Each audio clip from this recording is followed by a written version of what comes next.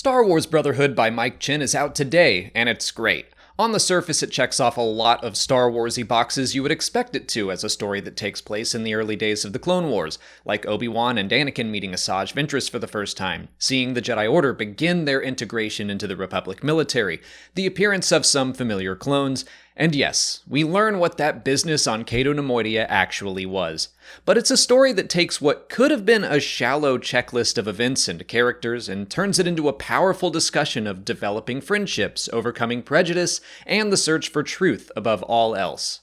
First, I want to point out Mike Chen's writing style. It's fun and fast-paced and engaging and overall very easy and exciting to read. His choice to give each chapter a specific character's point of view is great. We get to see how Obi-Wan views Anakin and vice versa as their relationship changes.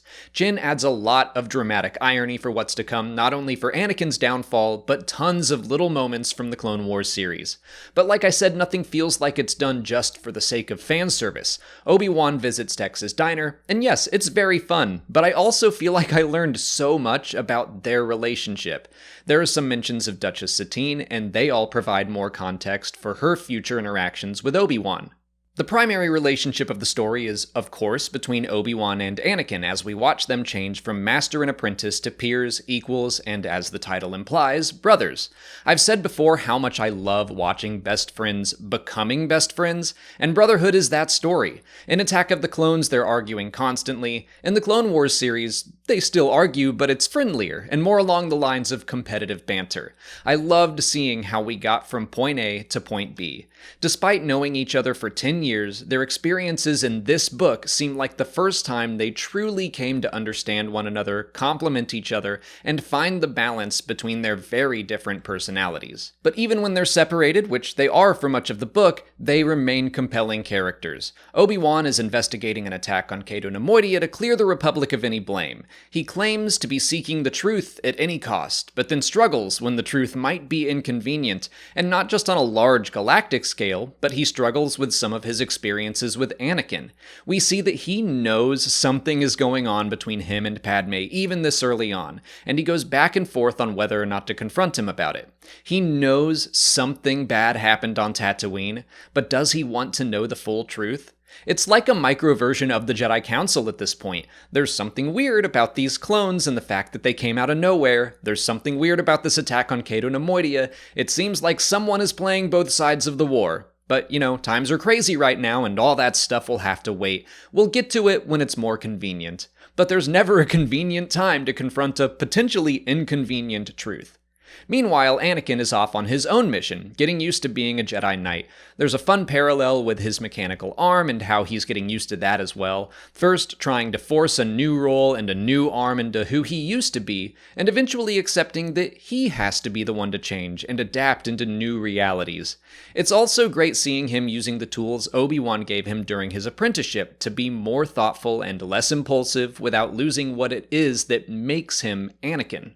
I could see the original pitch for Brotherhood being, let's see that business on Cato Nemoidia, a bit of a joke line from Revenge of the Sith that could have been a very fluffy story, but Mike Chen was like, oh, I'll show you that business on Cato Nemoidia. He takes that joke line between two friends and really digs his teeth into who these people are, and he uses the fact that we're going to the headquarters of the Trade Federation to challenge the prejudices of the characters and the readers alike.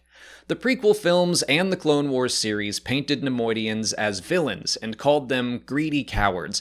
Anakin definitely views them that way, having had exclusively poor interactions with them up until this point. But he comes to realize he was judging the entire culture on a handful of their leaders.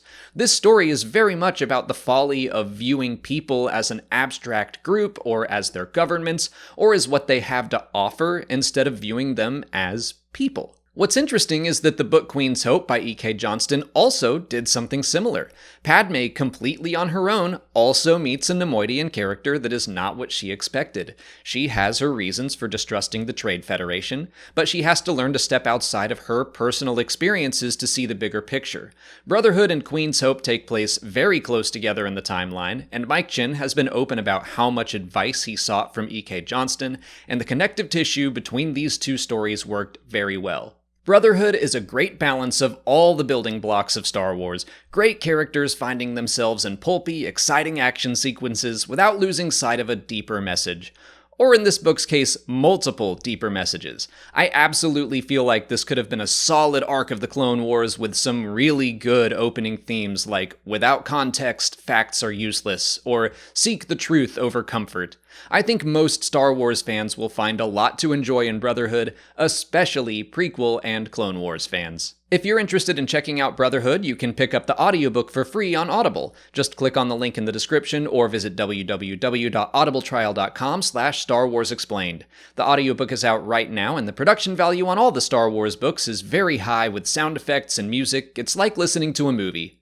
Signing up for an Audible trial will get you a credit for one free book, and you can use it on Brotherhood, or just about any Star Wars book you can think of. Or get any book you want. The point is, you get a free book, and you'll be supporting the channel when you do. But that's it for today. If you haven't already, please like this video, subscribe to the channel, follow us on TikTok, Twitter, and Instagram, and consider checking out our Patreon page, where we'll be holding a book club discussion of Brotherhood in a couple weeks.